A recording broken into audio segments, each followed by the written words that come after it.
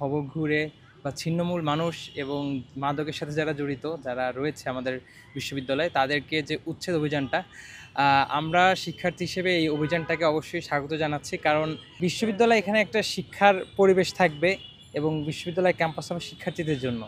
সেখানে এসে মানে হকার বলেন বা বহিরাগত যারা এখানে দোকান নিয়ে বসেছে, তাদের মানে দৌরাত্ম্য কতটুকু পর্যন্ত পৌঁছাচ্ছে দেখেন, যে তাদেরকে যখন উচ্ছেদ করে দেওয়া হলো প্রশাসনের পক্ষ থেকে ডাকসুর উদ্যোগে, তারা আবার পাল্টা মিছিল পর্যন্ত করছে ক্যাম্পাস এরিয়াতে।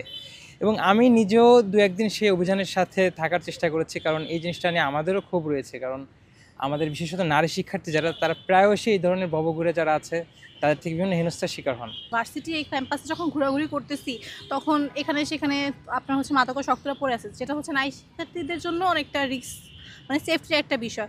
প্লাস হচ্ছে আমাদের এখানে যে দোকান বাসান উচ্ছেদ করা হয়েছে, এবং আমি সেটা মনে করি যে ঠিক আছে, বিকজ ভার্সিটি ক্যাম্পাসটা হবে হচ্ছে মানে একটা নিরাপদ একটা ক্যাম্পাস, যেখানে হচ্ছে আমরা ভালোভাবে পড়াশোনা করতে পারি, নিরাপদে চলাচল করতে পারি।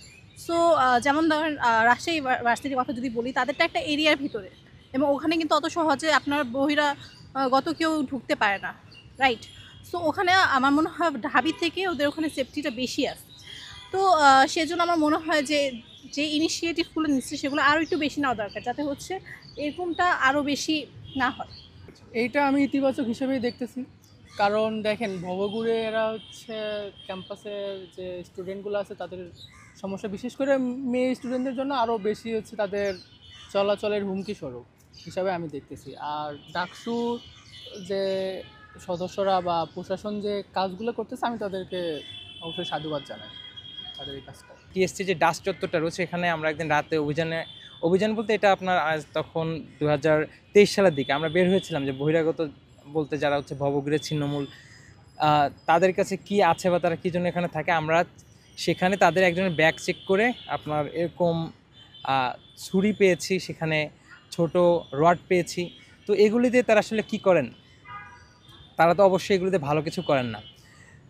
তো আমরা রিসেন্ট ডাকসু বাস্তবায়নের মধ্য দিয়ে আমাদের যে আকাঙ্ক্ষার প্রতিফলন, সেই আকাঙ্ক্ষার প্রতিফলনটা হচ্ছে আমরা আমাদের স্বপ্নের ক্যাম্পাস যেটা চাই সেটা বিনির্মাণ হবে বলে আশা করছি।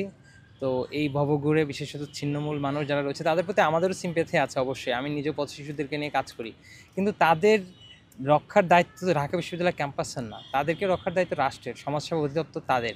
আই গেস 2-3 দিন আগেই আমাদের ঢাবি শিক্ষার্থী সংসদে একটা পোস্ট করা হয়েছে যে এখানে একটা মেয়ে শিক্ষার্থীকে হ্যারাস করা হয়েছে, একটা কি বলবো, রিসালা হ্যারাস করছে। তো সে হচ্ছে ডাকসুতে গিয়ে বিচার দিচ্ছে।